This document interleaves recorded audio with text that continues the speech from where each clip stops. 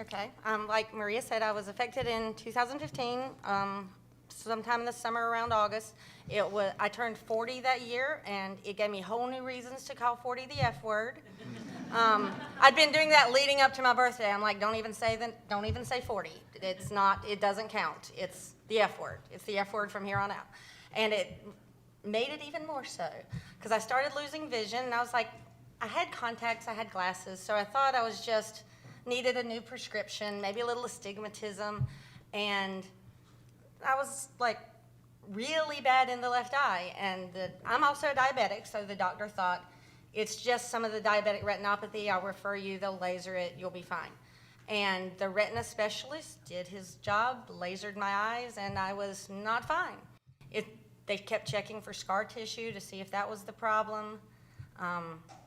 Referred me to a cornea specialist for an MRI, finally a neuro, who finally sent me to Duke, who thought, as an afterthought almost, we're going to draw blood and we'll send it off to check for this thing, and it may or may not be it. It's probably not, because it mostly affects males. Well, we know that's not really true.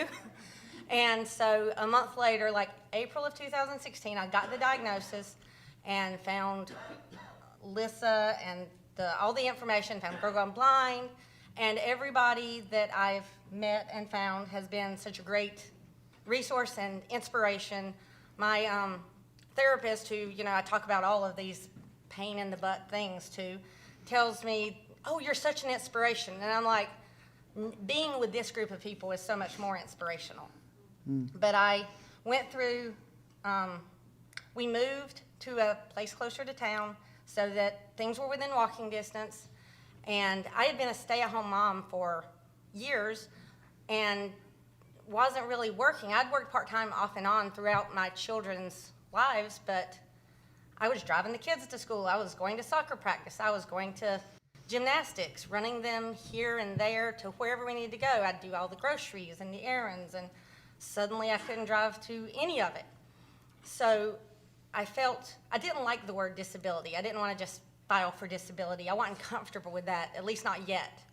So, because I felt like I could do stuff. Why should I be confined to disability? So I went through Services for the Blind and got, with their vocational rehab program, got a part-time job in retail, stocking shoes at a Belk department store. And it gave me something to do, gave me a little bit of a life, and I could walk to work if my husband couldn't drive me. I could walk home from work. It was within like a mile and a half of my house, gave me a little exercise too. It was okay. And then we had Hurricane Florence come through North Carolina, which was a great, fun experience. And the store leaked and all the stuff. I helped pack up the things. It was great. And they didn't open again for 9 months. And I couldn't get transferred to another store because they were all too far away. So I have since applied for disability. I didn't get it back when the store reopened. I've considered applying for another part-time job. I'm even more interested now because everybody's doing so many amazing things that I feel like, why can't I do all those cool things? So maybe I'll take a class. Maybe I'll start a blog. Maybe Go for it. But I get a lot of help from my seeing eye spouse. Everybody's like caught on to this seeing eye spouse thing, because we all have either our sighted supporters or our seeing eye spouse or our, service human or whatever. And everybody has their little problems that we end up having as a result of our vision impairment. We can't match our shoes. And I came downstairs the first night with mismatched flip-flops, and Susie pointed it out to me. I was like, shh, all the blind people won't notice. Just wait, and my husband will bring me the right one.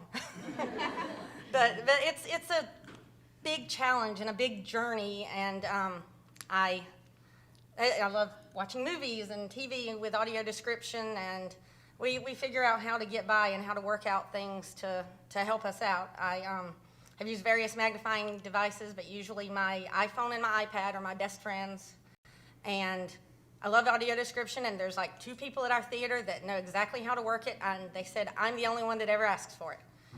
And they see me coming every time. So it's been an adventure, and it's had good and bad things, and it's great to keep a sense of humor about it. And I think a lot of us have a great sense of humor and great time when you get us together to Definitely. embrace all the good and bad, the ups, the downs, and be together because it's just so different when we are. Yes, I agree. Good.